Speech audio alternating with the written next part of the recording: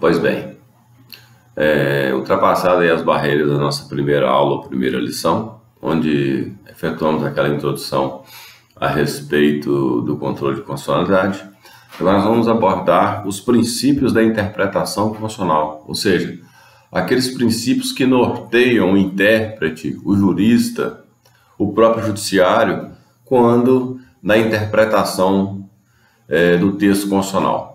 O primeiro princípio é chamado, como vocês podem acompanhar na lâmina que enviei para vocês, o primeiro princípio é a chamada unidade da Constituição, que caminha ao lado, ou integra, ou junto com o segundo princípio, que é o princípio do efeito integrador.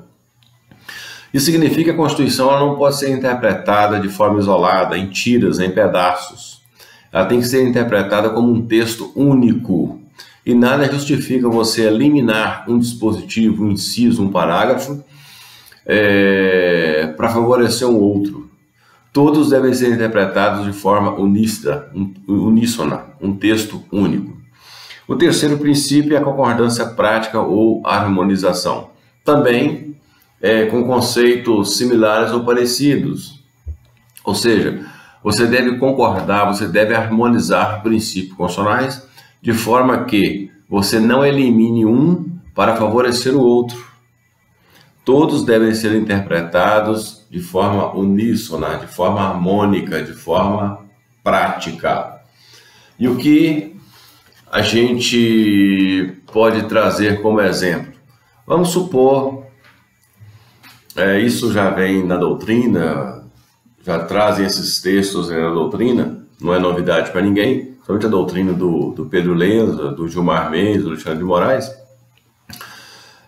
Vamos supor que alguém com um carro de som às 5 horas da manhã passe na porta da sua casa diuturnamente, todos os dias nesse horário, pregando alguma coisa, o que não seja um carro de cunho religioso, seja uma publicidade ou propaganda de comércio, etc., passe por volta de 5 horas da manhã na porta da sua casa. Isso vai te perturbar. Então você tem de um lado a liberdade de expressão daquele que quer manifestar, daquele que quer falar, daquele que quer opinar. Do outro lado, você tem o direito do outro ao sossego. Então você tem que harmonizar esses princípios. Como harmonizar? Estabelecendo horários, estabelecendo limites para um e para outro, de forma que você atenda ambas as partes. Isto é harmonizar, isto é concordar de forma prática esses princípios constitucionais. Tranquilos? O outro princípio é o princípio da máxima efetividade da Constituição. Ou seja, as normas constitucionais, por possuir uma posição hierárquica superior às demais, com previsão legal, inclusive no artigo 5º da Constituição Federal, eles possuem máxima efetividade.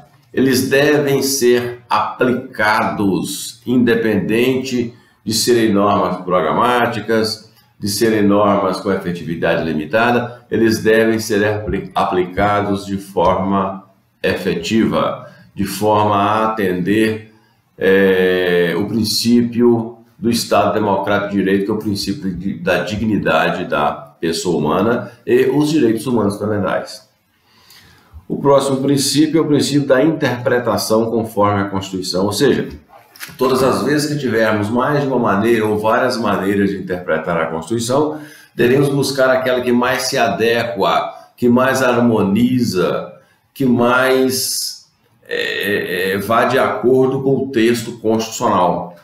Isto é, interpretar conforme a Constituição. Dentro de várias maneiras, de várias formas, de várias ideias de interpretar determinado texto, devemos buscar aquela que prescreva, que traga consigo, que arraste consigo a integridade do dispositivo legal. Tranquilos? E temos por fim o princípio da compatibilidade vertical. Essa compatibilidade vertical tem muito a ver com o Kelsen, com a pirâmide hierárquica de leis.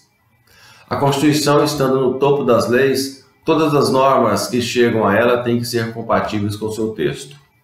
Não sendo compatíveis com o seu texto, nós estaremos diante de uma inconstitucionalidade. Tranquilos? Dando continuidade a essa pequena introdução, teremos abordar um outro tema, né, a respeito de reforma e mutação constitucional. Nós temos três teorias. A primeira delas é a teoria da anulabilidade. Essa teoria tem origem do sistema, do chamado sistema austríaco com Kelsen. O que significa isso? A lei constitucional é ato anulável.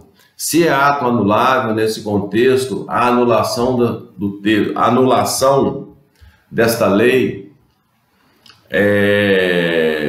ela terá efeito ex tunc, daquele momento para frente. O que significa isso? Tudo que aconteceu antes da decisão com eficácia constitutiva, com efeito ex tunc, tudo que aconteceu antes é válido. A partir da decisão, sendo ela inconstitucional, a partir dali não se aplica mais. Ou seja, você tem uma lei do ano de 2000. Tudo que foi feito seguindo os ditames desta lei até 2020 é válido. A partir de 2020, quando ela é declarada inconstitucional, passa a não aplicá-la mais. Tranquilos? Então essa é a teoria da anulabilidade, é um ato anulável. A segunda teoria que nós temos é a teoria da nulidade. Esse é o sistema estadunidense. Muitos preferem falar sistema norte-americano. Eu prefiro falar sistema estadunidense. Porque americanos somos todos nós que nascemos na América, né? Seja central, seja latina, seja do norte. Se é dos Estados Unidos, é um sistema estadunidense. Mas a doutrina chama de sistema norte-americano. Então, vamos continuar com o sistema norte-americano, apesar de que eu não concordo com essa nomenclatura, né? Princípios que eu carrego comigo. Esse sistema norte-americano ou estadunidense, ele vem com Marshall. O que significa isso? Essa decisão, quando tomada, é uma decisão de efeitos declaratórios. Regra geral, o vício ele é aferido no plano da validade, com efeito ex tunc, volta ao passado, como se a lei nunca tivesse existido. Olha aí, uma lei de 2000, chega em 2020, ela é declarada inconstitucional, é como se ela nunca tivesse existido. Aí vem a pergunta: como ficarão as relações jurídicas havidas no período de vigência dessa lei, em que ela não havia sido declarada inconstitucional? Há uma certa insegurança jurídica, pode ofender o interesse social, não é isso? Então, o que segundo essa teoria, a lei inconstitucional é ato nulo, desprovido de força normativa, é uma lei natimorta. Já a terceira teoria busca congregar as duas. É a chamada flexibilização do sistema. É o sistema adotado no Brasil, ou seja, a chamada modulação dos efeitos da decisão. Permitam vocês que eu pegue a Constituição Federal, aliás, que eu pegue a Lei 9868, que vocês deverão ter esta lei a partir de agora.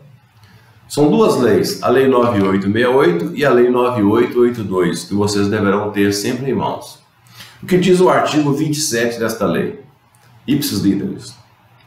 Ao declarar a inconstitucionalidade de lei ou ato normativo, e tendo em vista razões de segurança jurídica, olha aí, razões de segurança jurídica e de excepcional interesse social, poderá o Supremo Tribunal Federal, por maioria de dois terços de seus membros, restringir os efeitos daquela declaração ou decidir que ela só tem eficácia a partir de seu trânsito em julgado ou de outro momento que venha a ser fixado. Esse artigo 27 da Lei 9868 traz a chamada modulação dos efeitos da decisão. O Supremo pode decidir que ela tenha aplicação ex tunc, ex nunc ou pro futuro. Vamos a um exemplo da chamada Lei 100 de Minas Gerais. É a lei que efetivou os servidores públicos contratados no Estado. Essa lei veio a ser contestada e foi declarada inconstitucional. Ao ser declarada inconstitucional, O que o Supremo fez? A lei é inconstitucional. Mas aqueles que já têm tempo para aposentar, continuem aposentados. Viram o teor da decisão? Por quê? Que se eu declaro como se a lei nunca tivesse existido, nunca tivesse sido válida, eu teria que pegar ou buscar essas pessoas aposentadas e desaposentadas voltando ao trabalho. Então elas defendiam o quê? Aquelas que estão aposentadas continuem aposentadas. As que têm tempo para aposentar, que se aposentem. Os demais não. Então ela buscou o quê? Um meio termo. Ela harmonizou. Ela trouxe, é isso? Veio uma decisão fixa no sentido de que os efeitos dessa sentença devem ser modulados para proteger a chamada segurança jurídica e relevante interesse social. Então, nem sempre uma lei declarada inconstitucional ela será nula. Por quê? Em termos de Brasil, há que se aplicar a chamada modulação dos efeitos da sentença. E vocês viram ou irão ver com perfeição nos 2 vídeos que eu enviei para vocês em decisões do Supremo Tribunal Federal. Naquele caso da lei goiana, aliás, são 2 casos da lei goiana, de uma lei do estado de Goiás, que permitia a nomeação de parentes até determinado grau no serviço público. Mostrei para vocês como se efetua, como se efetiva essa chamada modulação dos efeitos da decisão. Então esta é a corrente adotada no Brasil, chamada da modulação dos efeitos da decisão, por força do artigo 27 da Lei 9868, que, amparada na segurança jurídica e relevante interesse social, permite que a decisão do Judiciário, que a decisão do Supremo Tribunal, que é a última fala em matéria de direito constitucional no Brasil, é a última palavra, permite que o Supremo module os efeitos da decisão ou os efeitos da sentença. Tranquilos, meus amigos? Na próxima aula vamos abordar novos temas. Espero que vocês estejam gostando, apesar do amadorismo do vídeo,